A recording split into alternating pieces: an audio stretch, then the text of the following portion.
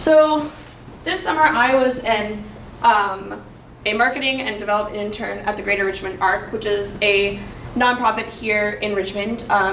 Their mission statement, as you can see here, is that the Greater Richmond ARC is dedicated to helping individuals with disabilities reach their full potential through compassionate services and acquiring full-time employment. So ARC was really an amazing organization because it was like 5 organizations in one. So getting to work on the admin team of an organization this large was really interesting. ARC provides pediatric therapy, behavioral, occupational, and speech therapy and physical therapy. For children with disabilities, they have adult day support programs for adults with disabilities who cannot be left on their own. They have after-school programs for children with disabilities who need after-school care. And they offer employment services for adults with disabilities, so helping adults achieve full-time employment. So I was a marketing and development intern, which was really exciting because I got to work on a huge variety of projects. At ARC, the marketing department is kind of under the development umbrella. So I worked directly for the director of communications, who worked in tandem with a PR consultant. And they were kind of my 2 supervisors. But within the department, there was also the director of volunteer coordination, the director of annual giving, the vice president of development and the major gifts officer, and the vice president of development. So I was doing everything from researching event locations for their big fundraisers to working on the newsletter that I handed out to you earlier, to social media management, to visiting ARC's different locations to capture photos and things like that. And so it was a really, really, really busy summer, as you usually find when you work for a nonprofit as an unpaid intern. And it was also the beginning of something amazing because it was the beginning of my honors thesis project. So I'm continuing my work with ARC this fall, 2 days a week, with Dr. French as I work on writing my honors thesis on the anthropology of nonprofit marketing. So this was an amazing opportunity to kind of start that research and really get into the thick of it. This presentation is going to focus on the portrayal of individuals with disabilities, more specifically, and how that related to my summer at ARC. So some of the theoretical concepts and more of the common cliches and issues with portraying individuals with disabilities is that it's often the negative impact on everyday life is what is highlighted most heavily. It's more of a focus on the can't. It's a focus on the disability rather than the ability of the individuals. A lot of times there's an overabundance of pity, an overstatement of bravery, or a sense of grief for the lack of the ability to live a quote-unquote normal life. A lot of times the individual's disability itself becomes a greater focus than the individual, which is unfortunate, and it takes away their autonomy. And then there's an unrealistic and kind of tendency to over-sensationalize the disability or the fact that a person with a disability can do X, Y, or Z. So these are sort of some of the theoretical faux pas that I kind of read about in preparation and during my time there. And they are definitely still out there. It's really hard to know about these things when you're not coming from a theoretical background. And so it was really fun because I got to share a lot of theoretical thought processes with my advisors at my site who are coming from strictly a marketing creative background and a PR and journalistic background. So coming from the anthropological background, I got to say, maybe we should start, really considering how we're portraying these individuals and making sure that we kind of revamp our processes to make sure that we're in line with kind of human rights statistics. But I was lucky because ARC itself has an amazing onboarding process that features an extensive human rights training, but it was kind of the idea of making sure that that training was translated into the marketing that we were putting out, because it was sort of tailored more towards individuals or volunteers to be working with individuals directly. So kind of making sure that that mentality is transferred into the material that we're producing as well. So in practice, I got to do, like I said, a lot of things. Because the Greater Richmond ARC is a nonprofit, it has to market itself. There has to be a development department. They do have a business within the organization itself.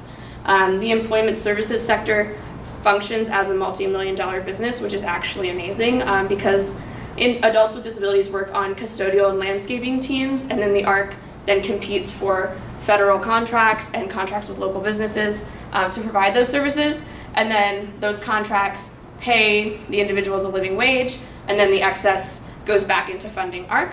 So there is a really interesting business structure to the Greater Richmond ARC, but at the end of the day, the most vital of services, the adult day services, the therapeutic services, their respite services, are money losers. There's no way around that in the human service nonprofit sector, unfortunately, because we're dealing with things like Medicare and Medicaid waivers, where there's no physical way to recoup the cost of providing those services, especially providing those services at the caliber at which ARC requires them to be provided. So marketing and development, therefore, are incredibly important in the continuation of providing these vital services. And so marketing, for example, I worked on things like flyers and social media posts, sending out newsletters. We send out a big annual report every year that is a huge marketing production, as well as press releases and news spots and things like that were all really important for keeping the word out. Working at a nonprofit was interesting because if you work at a corporation, they have a humongous marketing budget. They can pay for advertisements.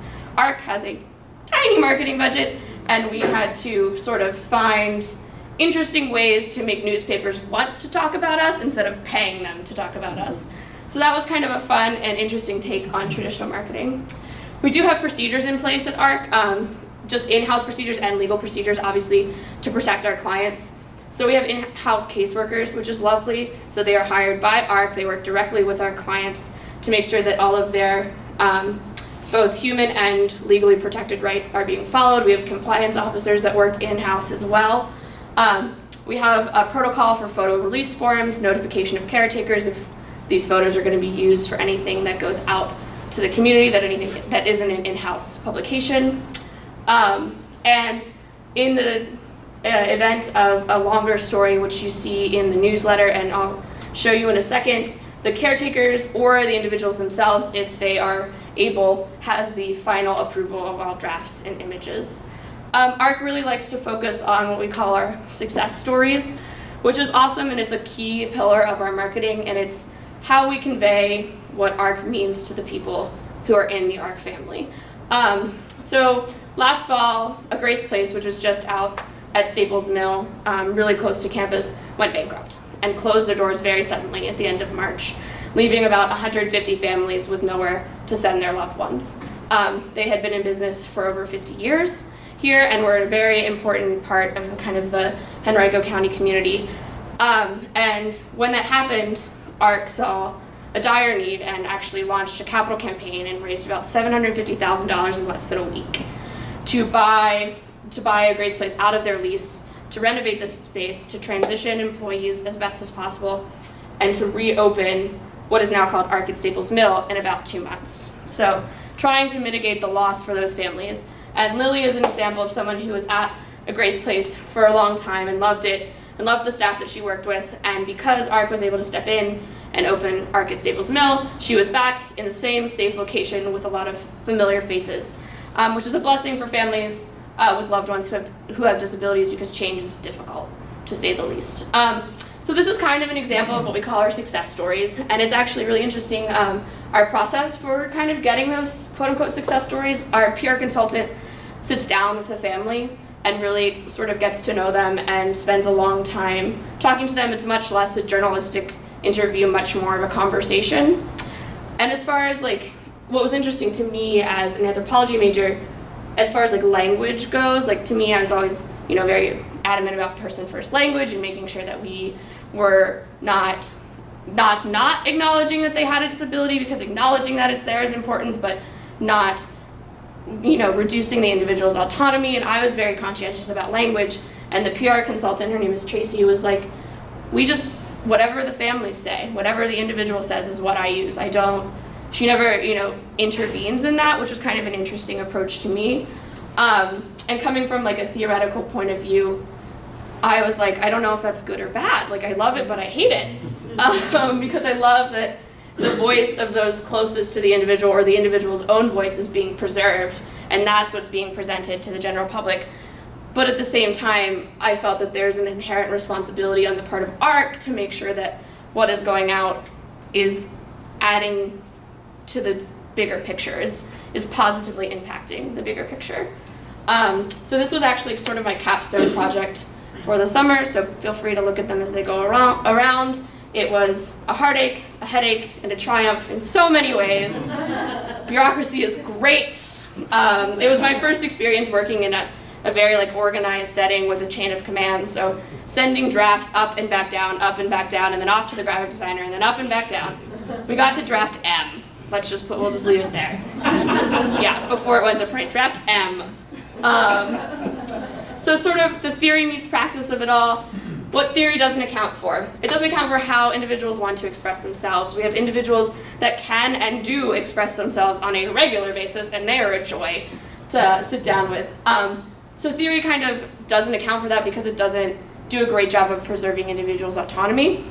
It doesn't account for the input of caretakers, which is something that ARC holds very, very dear. It doesn't account for the relationships that can and should be built between writers and individuals with disabilities and their families. So I know that when I go to take pictures, even for a Facebook post, I make sure that I sit down with the group for 35, 40 minutes and see how they're feeling that day. And if they're doing arts and crafts, we talk about what they're making. And so it's much less of a cold, you walk in, you snap a picture, you go back to your desk, you post it on Facebook. It's kind of trying to make sure that there's more to that interaction. In my mind, it makes it much less, I hate to use this word, but exploitative, because you're taking the care to make sure that you're understanding the situation and understanding the individuals that you're interacting with. And that's very important to me, and I found it to be a common value with everybody at ARC, which I loved. And the need to market the story in order to keep providing vital services. We need donors, we need money. Nonprofits always need money. There's always more to be done. There's always more good to be done. And so a lot of the theory didn't account for that. Practice didn't account for the inherent power imbalance between a writer without a disability and an individual with a disability, and the writer having a larger platform in which to express their opinion and the individual having a lesser platform. The larger implications of improper representation, obviously because ARC is in a position of power, it's very important that we represent our individuals in the right way. And the inherent issues of marketing a marginalized group. ARC works with individuals with disabilities. That's what we do, that's what we have to market. And so that is problematic in so many ways, but there are good ways to get around it. I had time for questions, but I'm being told to wrap it up, so sorry about that. I'll be here until the end. Feel free to chat. Thank you so much.